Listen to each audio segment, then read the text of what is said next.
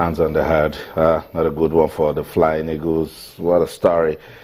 They will not be at the African Championship. Sports this morning on Channels TV. We want to go back to the basics, understand what's really going on with grassroots football development in Nigeria. We'll take a look at national team football. No Golden Eaglets in African competition, no Super Eagles, no Flying Eagles. What's going on? Taju Disu has experience from the under-20 level, graduated into the Green Eagles. They were doing so well back in the day. What were they doing differently? That's the focus of our discussion. I want you to be part of the program. Taju Disu, good to have you join us on the show. Thanks for having me. Wow, that's a legend right there. He knows everything about Nigerian football. We're looking at the Flying Eagles. They have their hands on their head. They didn't qualify for the African Championship. In your time, it was admirable. 83, I can remember. What made you guys play different football? Thank you very much. I think in those days when we were playing, I think there was passion. You know, we're playing for the love of the game. And, you know, everybody knows vividly that at that time there wasn't so much money in the game. So we concentrated in playing the game. So there was love, there was passion. And then, you know, there was structure. You know, it was from secondary school. Principal's Cup was so glamorous then, you know, because it is from Principal's Cup you'll be picked to play for the either Eaglet, Flying Eagles, or the national team, and the clubs too. So because I remember vividly, you know, in getting to the youth fund team, I was playing for Babs Academy, played against St. Finbar's College. So the bulk of the guys who represented Nigeria in 1982 in Sweden, Brazil, you know, for youth fund team, we even went as far as beating Brazil on their own soil, Sao Paulo. And that team, you know, were together for some time in school. And later on, we graduated into the Flying Eagles. That was why, you know, we were able to make it, you know, qualify Nigeria for the very first FIFA organized tournament. The first time Nigeria ever played any FIFA organized, it was our set. And it was like, because, you know, we were together, secondary school, played for youth fund, then graduated into that team. So, but suddenly, you know, everything just, you know, went the other side. So that is why we did so well at that time, you know, and then it goes that way. Okay, and now you talked about the youth form and how you guys, you know, were in school playing together, and that was how you graduated up to the Flying Eagles. Right now, was there something like what you call like up to 500, 150 people come to camp, do MRI scan, and start? Was there anything like that at that time, or you just pick kids from the schools, and that's how the bulk of the team were formed? Yes. At that time, you know, I said where we graduated from the youth fund, so the record was there. Okay. You know, definitely the record was there. There's no way you go at that time say, well, this is my age, because they know you have a record. So when we graduated to the Flying Eagles team, they knew, you know, the ages of everybody, and they knew, you know, we've been together for. So in going to play in the Junior World Cup, we more or less like brothers, like family, and at that time, you know, to be honest with you, it isn't what it is now. At that time, you got to be in school, for God's sake, to play on the 17, or to play youth fund, or to play easy from school. And you know, there was love, there was passion, there was this zeal that definitely you have to go to school. Because at that time, they got to pick you from school for you to play for under 20. It is from school. So, but suddenly everything just went down the drain, and there was so much, when they talk about developmental program, there was so much youth program, a lot of youth programs that, you know, we travel abroad to go play in Sweden, playing. I remember our first trip was playing in the Gothia Cup in Sweden. We won that cup for Nigeria. We came back, we went to Denmark to win the Danas Cup. We came back, we went to Brazil to beat Brazil, Sao Paulo, Brazilian State Cup. We won it. So after that, you know, we graduated to the Flying Eagles, and that was why we performed that feat, and that is qualifying Nigeria for the very first FIFA World Cup. So then from there, we graduated to the senior national team. So at that time, you know, there was structure, there was a program, and to crown it all, we have real small administrators then. Administrators with the likes of Dankaro, Akioye, Patrick Opomo, the likes of those are real administrators who really want the best for their players. I know vividly, they don't ever joke with us. They know we are the main actors. We are the one going there to do Nigeria proud. We are the one that will be on that field. So they do what we need, you know, they do it for us, what we needed at that time to get the result. And the coaches too, you know, the coaches were all taken care of. And at the end of the day, we qualified Nigeria and everybody was happy. Okay, let's bring it back to 2016. I believe you've been following what's been going on.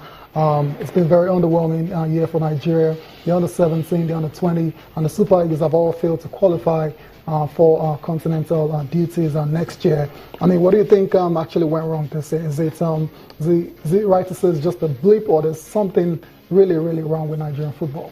Well, Nigerian football is in decline, to be honest with you, and it's sad. I won't lie. You know, sitting down, even when we're abroad, you know, we watch games, and a lot of things is wrong. A lot of things are wrong, but unfortunately, nobody really want to address this. They know the administrators, number one, they are the problem of Nigerian football. Everybody now, to be honest with you, the interest of every administrator now is about the money. They don't care about the game. They can deceive anybody. They really love the game. No, it is the money. Their main concern is what they're going to make out of it. If not, you see our administrators, we have qualified coaches in this country, for God's sake. And if you think they are not qualified enough, send them for remedial coaches. And me personally, I know we have them. They will go out to go bring mushroom coaches, white coach, in as much as he's white. They don't care if he knows the job or whatever. But the interest is, they know they're going to make money out of this. That is just the truth, and we all know this. So if you put the love of money ahead of your job, the job will suffer. And exactly that is what's going on. It's unfortunate that they take the coaches for scapegoat every time. The coaches are not the problem of Nigerian football. I'm not a coach. I'm a certified coach, but I will never coach in Nigeria, because I know at the end of the day, they put somebody who has no clue about the game to run the affairs and start pushing you around like a puppet. And that is the problem we have. Not until when they start putting the right peg in the right hole. There is no way, when you put a square peg in a round hole, it's not going to fit. There is no way. I want to come in. You've said so much about administrators, and you said back in the day when you guys did well, we could feel the love and passion. Can you feel the love and passion now when you look at this current crop of players? No, and a lot of things, you know, I think contributed to that. Number one, I said it starts from the administrators, the coaches, the players, everybody. You know, why I don't blame the coaches and the players that much is that, you know, the thing starts from the administrators. When they look at these administrators, what they ought to do for these players and the coaches, they won't do it. So the thing starts from the administrators, it goes down to the coaches, then the players. The players, before you crucify coach for a player, for God's sake, look at the coach. Then before you crucify the coach, take a look at the administrators, if they've been doing the right thing for these coaches. You know, once you don't give the coaches what they need, you know, to get results, well, at the end of the day, they will be sacked. It's unfortunate. But the point is that the main problem affecting Nigerian football is not being addressed. Nobody is taking a look at the administrators.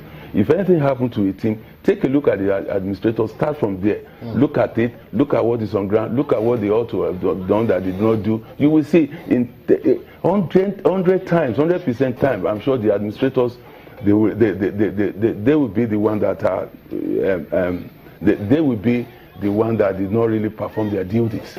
So unfortunately, it's coach every time. And another thing I want to say is that why our game has really declined, the standard has declined, is that when you look at all the FAs in Nigeria, look at the sports commissioners, look at everywhere, you can never find somebody who has played football or who has done sport, who knows about the game. You can never find them. It's about Delta FA. Chairman of Delta FA. Only a coach. That's what I want to say. Only Delta. Victor Ekpeba is part of the tech committee. Christian Chukwu is a member of the tech committee. I understand what you're saying, but then, what can we do, particularly for players' welfare? Particularly for players' welfare. Thank you. And players' welfare, I think we've been clamoring for that for a long time. I never believe that these people don't know what they should do. Right. They know it. They just don't want to do it because of their selfish interest. When players of these days, players of now, look back and see those who have played the game for Nigeria, the way they are dying, the way they are suffering, the way they are going around, roaming around the street. It's not like that in other countries, for God's sake. It's not like that when you go to all these developed countries. It's not like that. But in Nigeria, it is like that. They put square peg in a round hole. People who doesn't know anything about game are the one controlling the game. So all these players so far, they don't have a job. They don't. If not for Chief Abiola, some of us who played for Abiola Babes, today we are thanking our stars. The man, did what gave us what we will, what we will do for the rest of our life, and that is education. Some of us really want to go back to school. We get our education, we got it abroad. We travel out. He gave me a 4-year scholarship to travel to America and study. The same thing with a lot of coaches, Kadiri Kana, David DLA, all these senior players who play with Abiola Babes, Isajuba and others. And we that want to go to school, myself, then the Akiloton, Premier Lada, send us to America. We continue our education. Why? Because we started from secondary school, then straight up. Exactly. Okay, now is there something they can actually do differently? I mean, we'll talk about players' welfare because the present administration, that's saying that the subvention that was coming to Nigerian Football Federation before has drastically dropped. So it's always difficult for them, to get to pay coaches and also the players' welfare. What can they actually do differently to address it? Because that seems to be the major problem right now. Yeah, well, to be honest, we have a lot of corporate bodies. I think there are so many. So you mean the NFF, right? Yes. Yes, we have corporate bodies. But the point is that all these corporate bodies are now scared in putting their money because they know what these administrators do with the money. If you put it there, they're going to chop it. They're not going to make use of that money to the right. So they are all scared. We have good. We have corporate bodies that are ready in our time. Look at when we were playing for Youth Fund. It is corporate bodies, government, they come in and so there has to be accountability. But they all know what is going on. They know that once they give them that money, the money is going to go to the wrong place. So that is why can't they just give it a try now and tell them, give it a trial and actually tell them you have to tell us what this money is meant for? Because the current coach now that everyone is saying, hey, the money is usually big, is huge. They've not disclosed the real amount, but and pages of newspapers and all that, some ridiculous amounts, monthly payments and all that. But they actually said a company is picking up the bills simply because they know the money is going to go straight to the coach. Yeah, you mean what do I think they should do now? Yeah. Well, I still believe if they can still go there and convince them, and definitely I'm sure they will still have some good corporate bodies who will take the risk. Because it's a risk now, to be honest with you. Our administrators, it's all about money. It's all about what they're going to make, and that is just the truth. So I'm sure they will still see some corporate bodies who will take that risk. Let me take a risk and maybe final risk or whatever. They've taken risks in the past, and they know the money will definitely go to the wrong place. Go to them. So that is the problem. Just lastly, before you go, have you personally tried to throw your heart in the ring in terms of actually administering Nigerian football? Well, thank you very much. This is a good question. I think my first time that I managed a team in Nigeria, I came back from the US in 2006 and be the team manager of Gateway Football Club. I was their helms of affair. I was the team manager. I don't have no general manager. So I was in control. The team got promoted to the Premiership. We defeated Sharks of Port Harcourt, who had Odili spending money on Sharks. They came second. That was how Gateway Football Club get promoted. And I was the team manager. But after that, I know how much these people antagonize me. They talk and they say, well, you think this is America? This is not America. This is the way we do it here. Doesn't mean we don't do things right here. They ganged up and they did it. So that's the problem. You said it all. Thank you so much for coming around, Taju Disu.